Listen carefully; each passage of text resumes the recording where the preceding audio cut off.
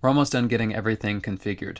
We've got Flutter installed successfully. We see a couple of ways to use the Flutter VS Code extensions to run our app more conveniently. Now we're going to get Firebase set up, which is going to be the engine behind all of our backend services to authenticate our users, to store our data, our files, etc.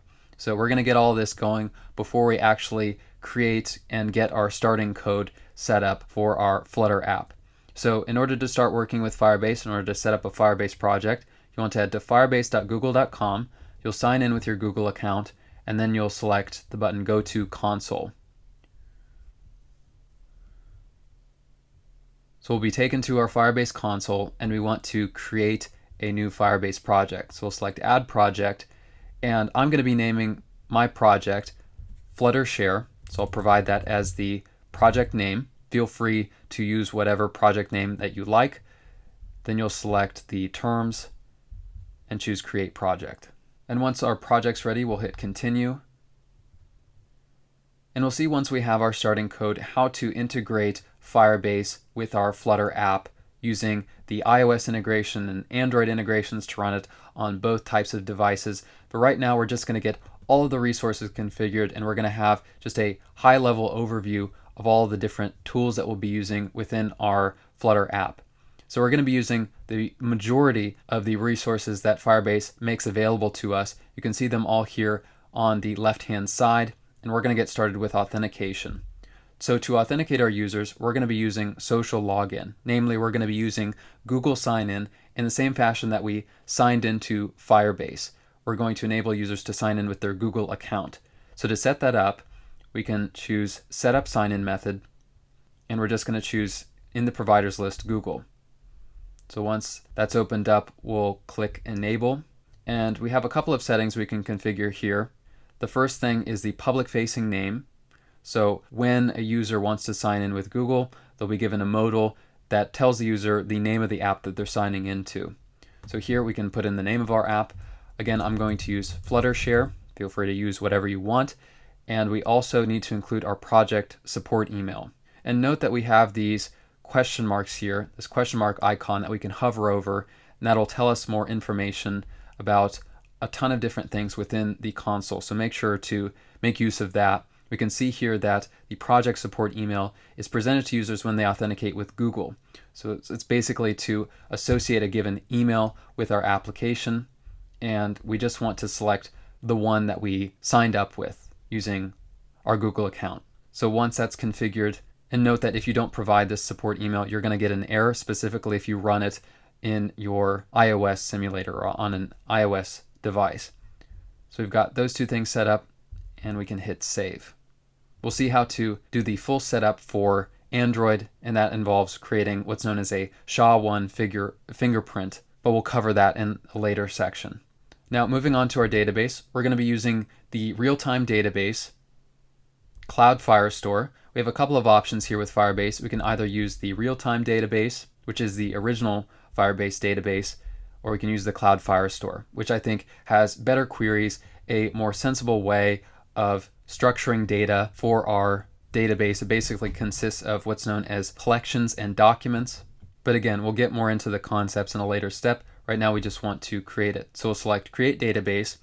We want to choose the option to Start in Test Mode to enable all reads and writes. This is going to be helpful for development, not so great in production. It's going to enable any user using our app to read or read any piece of data or write, that is, make any changes to our database that they like.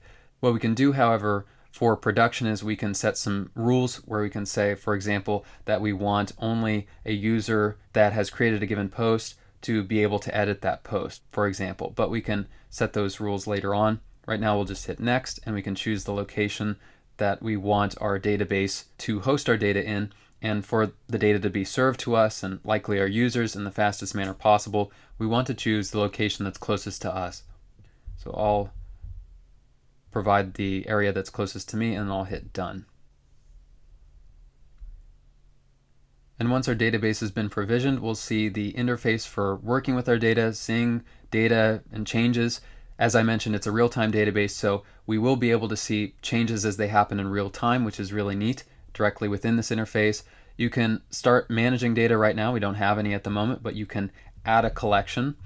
So if you want to start working with things and see how this works, how the Firestore database works, go right ahead. We'll cover the concepts behind it in a later video.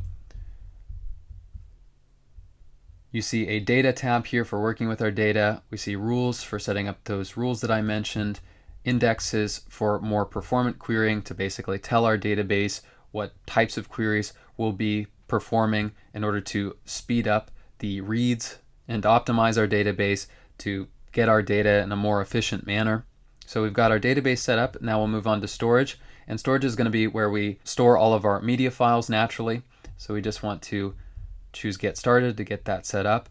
Again, it includes some rules.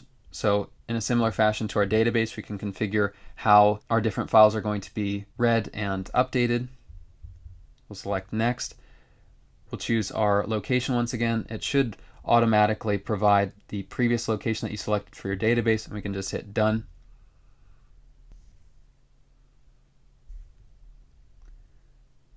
And when our storage has been created, we see a number of things here. We can upload files manually, upload folders manually. We can also delete them. We see a URL associated with our bucket, our storage bucket. We can configure rules in the Rules tab with this JSON object. And finally, for functions, we're going to be using serverless functions, what's known as serverless functions, in order to tap into additional functionality from Firestore. But basically, we're going to be writing some back-end code that we're going to deploy to a remote server. You can read more about it here, but in order to actually create it, to provision it and deploy it, we're going to be using the Firebase command line tools. So in order to set that up, you're going to need to have one additional thing installed on your computer, and that is Node.js. And that's basically just to have the package manager associated with Node called npm, which we need in order to install this Firebase CLI, the Firebase tools as it's called. So if you don't have Node, you'll need to go to nodejs.org. I'd recommend installing the long-term support version, which is version 10. So you can get the long-term support version. And in order to install the Firebase tools, once you have that, you can head to your terminal or command line, and you'll just run npm install -- global to install it globally on our computer, Firebase -tools. And depending on your permissions, you might need to run this as a super user, which involves prepending this command with sudo, and you'll provide your password. And when that's done running, you should see Firebase tools and the version that was installed on your computer. So that's just a high-level overview of all of the different resources that we'll be using within the Firebase console. There's a ton to explore when it comes to using Firebase. Feel free to do some exploration on your own. And once you've followed all those instructions, we're ready to move on to the next step and actually get our project and our starting code brought in and begin working on our app.